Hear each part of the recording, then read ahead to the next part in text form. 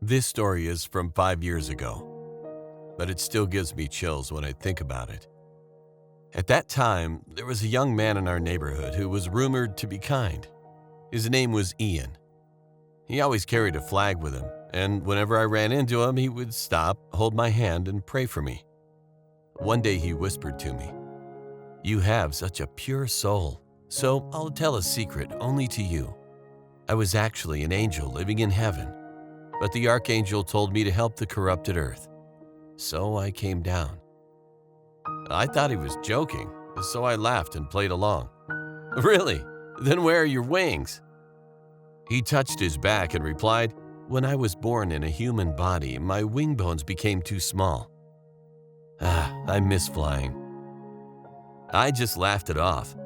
However, the interesting thing was that he really had a kind heart like an angel. When he saw homeless people on the street, he would take them to his house, feed them plenty of food, and pray for them.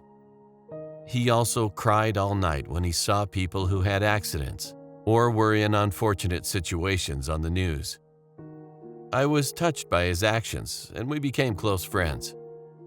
But as time went on, darkness began to cover him.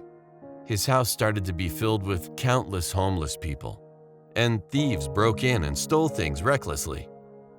But he forgave them all. Every time this happened, I told him to take care of his belongings, but he just closed his eyes and recited a prayer. Tears streamed down from his eyes. As time went on, he became increasingly dispirited. Whenever we met, he would stare at the sky with a sad face for a long time. As time passed, he began to act strangely. He yelled at a random passerby on the street, saying, "Your heart is filled with filthy greed. You should have a kind heart. I can see it all." The person flustered and ran away. Another time, we went to a restaurant together, and he suddenly slammed the table during the meal and shouted, "How can this be considered as food? Compared to the food in heaven, this is garbage."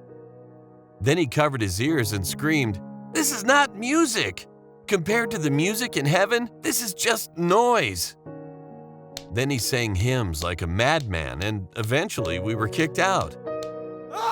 After that, he continued to cause trouble in the neighborhood, and I stopped contacting him. Several months passed. One day, I heard shocking news from a neighbor. Ian had gone missing. One day, a neighbor living next to Ian's house heard what sounded like hundreds of people singing hymns coming from Ian's house. So they knocked on Ian's door, but there was no one inside. Ian didn't show up for several months, and his parents and friends came to look for him but couldn't find him. So they eventually filed a missing persons report. One neighbor who saw Ian last claimed that he looked emaciated, as if he hadn't eaten for a long time, and his wing bones were abnormally and incredibly protruding.